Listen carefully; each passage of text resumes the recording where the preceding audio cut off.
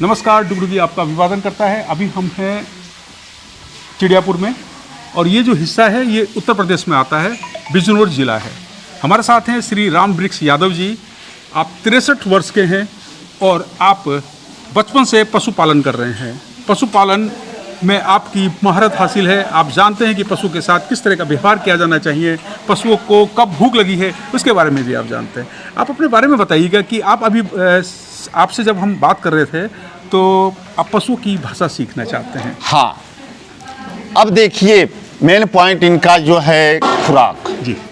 जैसे कहे हैं आप कि एक कब इनको भोजन चाहिए और कब इनको पानी चाहिए और कब इनको स्नान चाहिए और कब इनसे दूध निकालें जी।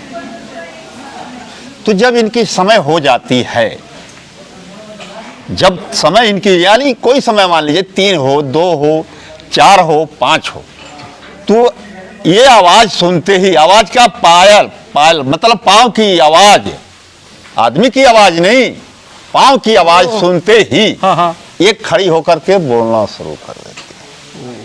अच्छा, जो आप अभी जो बता रहे हैं कि मैं इनकी भाषा सीखना चाहता हूँ, अच्छा, तो वो भाषा का क्या विचार है? विचार यह भाषा था कि ये क्या मांग रही हैं, किस लिए मांग रही हैं। तो इनकी भूख के लिए हम भोजन इनकी भाषा का मान गए कि ये इनकी मेन पॉइंट जो है भूख। हाँ, अच्छा, तो अब हाँ, अच्छा, दूसरा बात यह है पानी। तो हर लोग, जीव जंतु, पशु पक्षी और मनुष्य तक सबको खाना खाने के बाद थोड़ा प्यास, पानी चाहिए। ठीक, जब ये संपूर्ण हो जाती हैं तो इनको सुबह तो हम मॉर्निंग में नहीं नहवा पाते हैं जी। और उचित भी नहीं है जी। सुबह नहला, क्योंकि हाँ, उचित इसलिए नहीं है कि अगर इनको हम नहवा लेते हैं, दूध निकाल लेंगे तो इनको शरद गर्म हो जाएगा और बुखार, इनको टेम्परेचर लो हो जाएगा। तो इनको नहलाने का जो समय है वो क्या होगा? हाँ, नहलाने का इनका समय जो है, अब मान लीजिए शरद ऋतु आ गई, हल्का हल्का तो पड़ ही रही है, तो इसलिए हम लोग थोड़ा टाइम बढ़ा दिए हैं, जबकि 7:30 बजे हम इनको नहवाना शुरू कर देते थे जब गर्मी का। जी जी। और तकरीबन इनको 2 घंटे ठंडा करके या ज़्यादातर करके इनके सर पर पानी हम लोग, अच्छा। क्योंकि अगर सर पर हम पानी नहीं डालेंगे, इनके पाँव पर डालेंगे, रीढ़ के हड्डी पर डालते हैं तो उससे कोई, तो अगर हम सिर पर पानी डालते हैं तो अगर इनका सिर ठंडा हो जाता है तो जब स्वतंत्र नहा लेती हैं तो ये गाली करते हैं, जैसे जुगाली जैसे बोलते हैं ना। हाँ, जुगाली। जुगाली। अच्छा, इसके बाद ये स्वतंत्र हो जाते कि हम ठंडा हो। अच्छा, इनको नहलाना रोज जरूरी है? नहीं, देखिए ऐसा है ना कि ये पानी की ही चीज़ है। हाँ, भैंस। हाँ, ये पानी की चीज़ है। अगर इनको न नहवा में, सर्दी है, अब तो यहाँ मतलब कि सब लोग साधन बनाए, धंधा है तो साधन तो बनाना पड़ेगा जी। पर आपके गांव में, चाहे हमारे गांव में, चाहे और बैकवर्ड इलाका जहाँ नदी का स्रोत है, वहाँ पर ये नदियों में वहाँ के लोग बराबर दोनों मीटिंग में ले जाते हैं। हाँ। वहाँ चरती हैं किनारे पर और इनका प्यास लगती है तो जाकर के पानी पीती हैं और उसमें स्नान भी करती हैं। हाँ, तो ये क्योंकि ये एक ऐसा पशु है जो स्वतंत्र रहना चाहता है, स्वतंत्र रहना चाहता है। देखिए, ये इनका जो है, जैसे कहा जाता है कि किसी आदमी को कोई कांड किया हो उसको जेल भेज दिया जाए, अगर उसको 6 महीने रहना पड़े तो उसकी तो नानी याद आ जाएगी कि मैं कहाँ से कहाँ ये काम किया। सही बात। तो ये कैद में है। अच्छा, इनको चराने ले अगर इनको देखिए, अगर इनको खोलते हैं तो आप परेशान हो जाएंगे इनको संभालते संभालते। अगर ये खोलती हैं बराबर तो आप सुकून से ये इनको खोलते जाएंगे, गेट बाहर जाएंगी, लास्ट में जिस पशु को, भैंस को खोल के ले जाएंगे, आप तसल्ली से कंधे पर लठ रख करके आराम से जाएंगे, आपको कोई दिक्कत नहीं। अच्छा, मैं आपसे एक जानकारी चाह रहा था कि आपने बचपन से ही शुरुआत की। देखिए, मैं बता रहा हूँ, शुरुआत ऐसे किया कि मेरे को एक ऐसी भैंस मिली जो कि गिलास में हमारे दादाजी किसी के यहाँ से चो करके, उस समय जमाना था 500 रुपये में वो भैंस आई थी। अच्छा, 500 रुपये, बहुत साल पहले की बात। हाँ, 5 साल की 500 की भैंस थी और 1 गिलास दूध दिया। हमारे दादा ने चोया और सुबह जब हुआ उसके बाद जब सुबह हुआ एक ही टाइम में एक गिलास बस, शाम को नहीं। अच्छा। नहीं, शाम को नहीं। फिर मैं गिलास में लिया और गिलास में पानी लिया, उसका चारों थान धोया, वो भैंस मेरे हाथ से पसंद गई। ओह, और उस गिलास में एक ही हाथ से, हाँ। भाई गिलास को दोनों हाथ से तो पकड़ेंगे नहीं। उसमें मैं थोड़ा सा मूर्खता ये किया कि मैं तो सोचा कि दादा ने गिलास में चोया तो मैं बाल्टी क्यों ले जावे, गिलास नहीं करता हूँ। गिलास में करता हूँ। तो एक हाथ में, बाएं हाथ में गिलास पकड़ा, दाएं हाथ से थान धो करके भैंस पास पहुंच गई और एक गिलास भर के दी। मेरे दादा ने कहा कि पी लो। मैं कहा दूध नहीं पी सकता। अच्छा। क्योंकि मेरे चाचा थे, उनकी 4-5 बच्चे थे, हम 2 भाई 3 बहना थी। तो आपने कहा तो मैं सोचा कि अगर मैं पी जाता हूं तो इतने लोग कहेंगे कि चोकर के रोज डेली पी जाता है, कलेश घर में पैदा। इसके लिए, इस कलेश के बचाने के लिए मैंने ये काम। अच्छा, आप दूध तो पीते हैं? दूध तो मतलब हम पीते हैं, ऐसी बात नहीं है, झूठ नहीं बोल सकते हैं। और दूध यहाँ मिलता है। अच्छा, पशु पालन का आपको उस समय से एक रुचि हो गई कि मुझे पशु पाल ले। हाँ। तो उस समय हमारे पास 2 भैंस थी जी। 2 बैल थे जो कि हल चलाने वाले, और 2 क्या उस समय बैलगाड़ी बोलते थे। तो वो 2 बड़े थे, वो मतलब बड़े थे 14-14, 15-15 मुठ्ठे के। ये जो थे 12-12 मुठ्ठे के, कि जैसे बाई चांस अगर इनसे खेती नहीं संभरेगी तो 2-4 दिन गाड़ी बैठा करके इनसे संभाल लिया जाए। हाँ। अच्छा, एक जानकारी और मैं आपसे चाह रहा हूँ कि जो पशु है अगर हम इसको बांध के रखते हैं तो इसकी जो मनोस्थिति है, दिमाग है, उस पर क्या असर पड़ता है? देखिए, ऐसा है कि क्योंकि वो खुला वातावरण से वो वंचित हो जाती है। अगर इनको अकेली आपके पास है, चाहे किसी के, चाहे मेरे भी पास, अगर हम उसको घुमाते हैं तो उसको हर एक 36 जड़ी बूटियां उसके सामने से गुजरती हैं। बहुत सही, बहुत सही। अब पशु को पहचान होती है उनकी, और उनकी पहचान होती है। हाँ। अब जैसे मान लीजिए ये पशु हैं, ये जो कुत्ता आप देख रहे हैं ये 30,000 का है, और बहुत लोग और जगह से मंगाते हैं तो 2.5-2.5, 3-3 लाख का। तो इनका जब पेट में दर्द होती है तो वही घास चरते हैं और उल्टी करते हैं इनकी पेट की दर्द। अभी हम पशुओं के उपचार पे आपसे बात कर रहे हैं। आपको तो पता चल जाता है कि किस पशु को क्या दिक्कत है, क्योंकि आपका वर्षों का अनुभव है। ऐसा है, देखिए, पहले बुखार की बात लीजिए। जी जी। अगर इनको बुखार हो गया तो नाक का पानी रुक जाता है। अच्छा। ये नाक सूख जाती है, चाहे गाय हो चाहे भैंस हो। गाय हो या भैंस। ठीक। हाँ। और आंख से बूंद बूंद पानी। तो आप पहचान करते हो, आपको ये सब चीजें देखनी होती हैं। अच्छा, इसके बाद अगर उससे भी तसल्ली नहीं होती है तो थर्मामीटर हम लगा लेते हैं और उसका बुखार चेक कर लेते हैं, कितना टेम्परेचर है और क्या हमको लगाना है इसको। अच्छा बाबू जी, एक चीज़ बताइए, जैसे आप कह रहे हैं कि आंखों में पानी आ जाना। हाँ। तो आप जो रोजाना का जो आपका काम है, हर पशु को आप इस तरह से देखते हो? देखिए, ऐसा है कि मेरी ड्यूटी है। हाँ।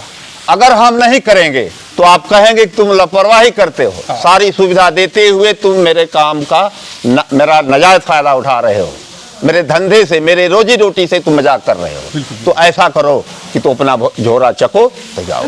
तो वो मैं काम नहीं करता। तो बाबू जी, जैसा आप बता रहे हैं कि मैं एक तो आंखें देखना होता है, पशुओं को आप एक रूटीन चेकअप अच्छा, करते हो। मान लीजिए कोई पशु बाई चांस ज्यादा खा लिया, अफारा। कब्ज नहीं, अफारा तो अलग की बात है। जी। कब्ज, हाँ हाँ। कब्ज जब हो जाती है तो वो अपना खुराक बंद कर देती है। क्योंकि पेट में पहले से ही बहुत। हाँ, ठीक है। और उसको दोबारा तो रिपीट करेंगे नहीं।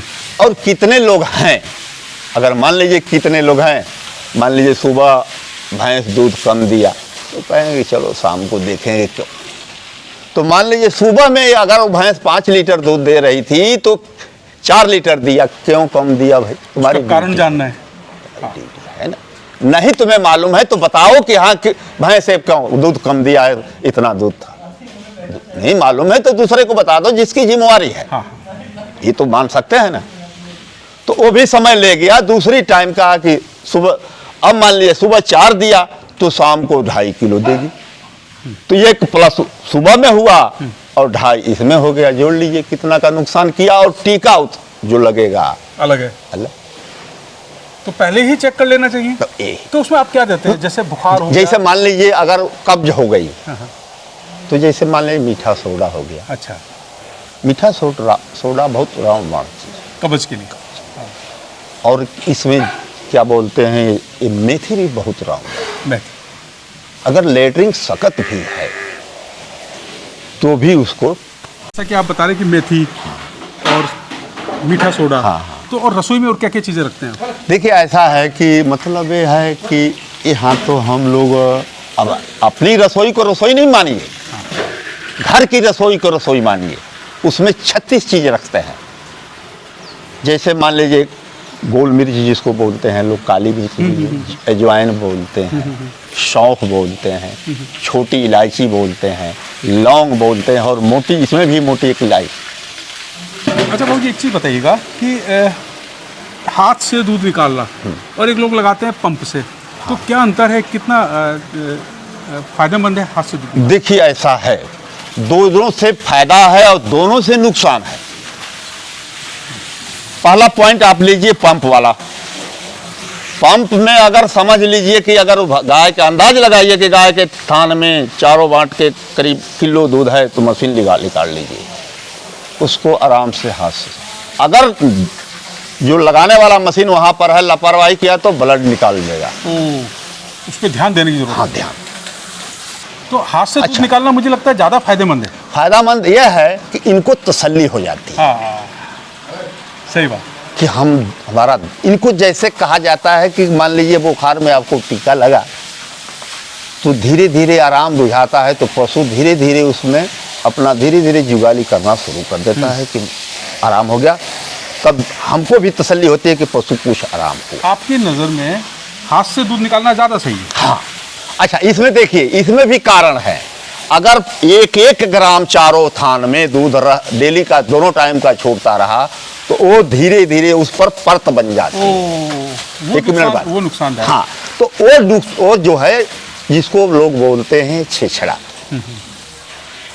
तो उसमें क्या है कि उससे पशु का नुकसान है, थनैला भी हो सकता है। तो थनैला एक बहुत इनके लिए जहर है। आपका कहना है कि 1 ग्राम दूध भी अगर थन में छूट गया और छूटता चला गया तो वो बीमारी बन जाता है। ये अनुभव की बात है। तो बहुत अच्छा लगा बाबूजी आपसे बात करके। अच्छा, एक चीज़ बताइए कि ये जो पशु हैं, इनका सुबह सोने उठने का समय होता है कुछ? देखिए, मान लीजिए इस समय इनको मच्छर काट रहे हैं तो हम इनको धुआं कर देते हैं, तसल्ली से ये बैठ जाती हैं। जैसे हमको आपको मच्छर काटते हैं तो आप मच्छरदानी का प्रयोग करते हैं या और तमाम साधन हैं जी। ये तो नहीं न कहेंगी कि हमको मच्छर काट रहे हैं, ये तो हमें देखना है, इनकी सुरक्षा हमें न करना है। बिल्कुल बिल्कुल। तो ये बहुत अच्छा लगा बाबू। और दूसरी बात यह है कि आपने कहा है कि ये दूध की बात है। इनकी देखिए, अगर आपके पास टाइम हो तो 4:20 पर ये भैंस अब बोलना शुरू कर देंगे कि दूध निकालो। अच्छा, इनका टाइम फिक्स है? हाँ, इनका टाइम फिक्स है। सोने का भी टाइम है, हाँ, खाने का टाइम है। ये रात में 3 राउंड उठती हैं और 3 राउंड बैठती हैं। साफ सफाई के लिए? नहीं, सफाई तो जो है ही है। हाँ। ये बैठती हैं। अगर ये ज्यादा बैठती हैं तो इनकी पाचन क्रिया जो है संतुलित बराबर रहती है। क्योंकि अगर आप सोएंगे नहीं, आप रोटी खा करके घूमते रहें, 10 मिनट घूमना भी फायदामंद है, और मोबाइल चलावें और चीज़ें तमाम साधने बने हैं, तो क्या होगा, ये चमड़े की मशीन इतनी बड़ी टुकड़ी को हजम कर देगी? नहीं कर पाएगा। वो भी तो फेंक देगी कि जाओ अपना बोतल लो, चाहे डब्बा लो, चाहे बाथरूम में जाओ, चाहे लेटरूम में जाओ। सही बात। तो इसकी जो पूरी व्यवस्था है ये आपको संभालनी है। हाँ, और तो मान लीजिए कि अगर ये 3 बार बैठती हैं तो इनका हाजमा शुरू बन जाता है, और लास्ट उठती हैं तो हम इनको हम जग जाते हैं, फिर अपना ये बाथरूम गोबर करके एकदम फ्रेश हो जाती हैं। और अब इनको हम क्या डालते हैं, पहले टूड़ा डालेंगे, टूड़ा डाल करके फिर इसको दाना डालेंगे, दाना डाल के तसल्ली से इनको अपना खाना शुरू कर देते हैं। बहुत अच्छा। और समय जब इनका फिर 4:30 बजेगा, 4:20 पर फिर अपना ही बोल देंगे कि चलो दूध निकालो, अब बैठो मत, अब निकालो। हाँ। क्योंकि तुम खिला दिया है तो हमको भी देना तो फर्ज है ना। सुबह कितने बजे दूध निकालते हैं? सुबह ऐसा है, देखिए ना कि 4:30 बजे फिक्स टाइम। हाँ, और शाम को? शाम को भी वही टाइम। 4:30। क्योंकि पशु मतलब 3 आदमी हैं, तो पशु जो हैं मान लो 6 आते हैं, अब तो ये तो उनको है, तो इनको साथ में तो इनको भी तो सेवा करना है ही ना। और सबसे बड़ी बात यह है कि आप खुशदिल हो और ये बात। खुश होकर पशुओं की सेवा कर रहे हो, हमें एक तसल्ली है। और आपको पता है कि पशु क्या मांग रहा है। देखिए ऐसा है कि हम इनके हर दुख, मान लीजिए जैसे कुछ अनुभव से या आपके साथ रहते ही जो गुण हमें मिला सही। उसको ग्रहण किया, बहुत अच्छा, जो आपका अच्छाई है उसको ग्रहण किया, बुराई को हाथ नहीं लगाया। बहुत सही बात, बहुत सही। और मैं ये भी सोचता हूँ कि मरते वक्त एक अच्छाई जो मेरे पास है किसी को सौंप दें कि आगे चल कर के मेरा नाम तो चलता रहेगा। अभी हम बात कर रहे थे राम वृक्ष यादव जी से। आप पशु प्रेमी हैं और वर्षों से पशुओं को पाल रहे हैं और आपको पता है कि किस पशु को कब क्या चाहिए। और सबसे महत्वपूर्ण बात आपने ये बताई है कि हम पशुओं को रोज़ देखते हैं, उनके हाव भाव को देखते हैं, उनकी आंखों में देखते हैं, उनके चेहरे पर देखते हैं कि पता लगा लेते हैं कि इनको क्या चाहिए और क्या दिक्कत इनको हो रही है, और उसी हिसाब से आप उनका ट्रीटमेंट करते हैं। बहुत अच्छा लगा सर आपसे बात करके। धन्यवाद। बहुत धन्यवाद। Thank you.